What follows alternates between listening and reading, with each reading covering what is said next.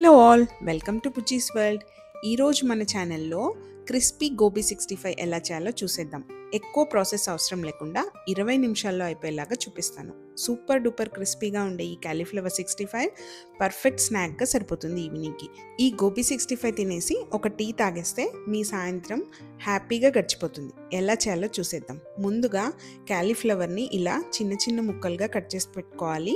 ఎక్కువ పెద్దగా లేకుండా ఎక్కువ చిన్నగా లేకుండా మీడియం సైజులో కట్ చేసుకొని పెట్టుకోవాలి. ఈ క్యాలీఫ్లవర్ ముక్కలు మునిగేతంత నీళ్లు తీసుకొని బాగా వేడి చేసిన తర్వాత ఈ క్యాలీఫ్లవర్ ముక్కలన్నిటిని ఈ వేడి నీళ్ళలోకి వేసి ఒక 5 నిమిషాల పాటు బాగా ఉడికించాలి. ఇలా ఉడికించడం వల్ల క్యాలీఫ్లవర్లో ఏదైనా పురుగులు ఉన్నా కూడా బయటికి వచ్చేసి చచ్చిపోతాయి. సో ఈ క్యాలీఫ్లవర్ని తప్పనిసరిగా ఉడికించడం మర్చిపోవద్దండి. బయట తినడం వల్ల ఇదే డిసడ్వాంటేజ్. వాళ్ళు ఉడికిస్తారో లేదో కూడా తెలియదు. సో మనం ఇంట్లో హెల్తీగా ఇలా క్యాలీఫ్లవర్ను ఉడికించుకొని బాగా ఈ గోబీ 65 తయారు చేసుకున్నాం. తర్వాత ఒక బౌల్లో 1/2 కప్పు మైదా పిండిని తీసుకోండి. ఒక 3 టేబుల్ స్పూన్ల కార్న్ఫ్లోర్ కూడా తీసుకోండి. ఆ తర్వాత ఒక 3 టేబుల్ స్పూన్ శనగపిండి తీసుకోండి.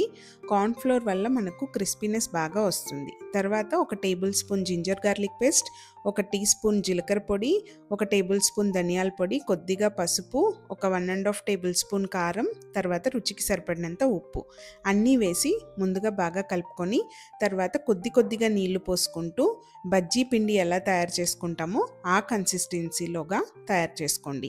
నేను ఇక్కడ చూపిస్తున్నట్టు కన్సిస్టెన్సీ పర్ఫెక్ట్గా సరిపోతుంది. తర్వాత ఉడికించిన క్యాలీఫ్లవర్ ముక్కలను ఇందులోకి వేసి ఈ ముక్కలకు ఈ పేస్ట్ అంతా బాగా కోట్ అయ్యేలాగా ఒకసారి చేత్తో బాగా కలుపుకోండి. స్పూన్తో కన్నా చేత్తో కలుపుకుంటేనే బాగా ఉంటుంది.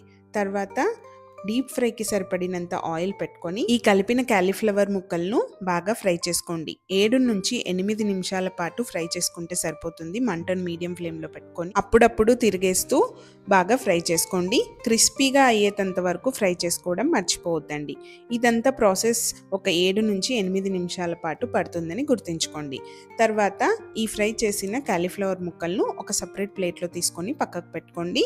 ఈ ఆయిల్లోనే మిగిలిన క్యాలీఫ్లవర్ ముక్కల్ని కూడా ఫ్రై చేసుకోండి. తర్వాత మనకు సైడ్కి నంచుకొని తినడానికి కొన్ని పచ్చిమిరపకాయ ముక్కలను ఇలా పీసెస్ లాగా కట్ చేసుకొని వాటిని కూడా ఫ్రై చేసుకొని పెట్టుకోండి. అలాగే కొద్దిగా ఫ్రెష్గా కరివేపాకును కూడా ఫ్రై చేసుకొని ఈ క్యాలీఫ్లవర్ ముక్కలతో కలిపేయండి. తర్వాత లాస్ట్లో ఈ ముక్కల పైన కొద్దిగా కారం పొడి, కొద్దిగా గరం మసాలా వేసుకొని ఈ ముక్కలకంతా బాగా పట్టేలాగా ఇలా కలుపుకోండి.